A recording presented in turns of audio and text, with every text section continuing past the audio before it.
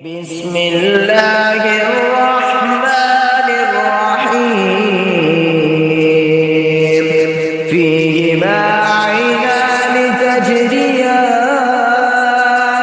فبأي آلاء ربكما تكذبان فيهما من كل فاكهة زوجان فبأي آلاء ربكما تكذبان متكئين على فرش بطائنها من استبرق وجنى الجنتين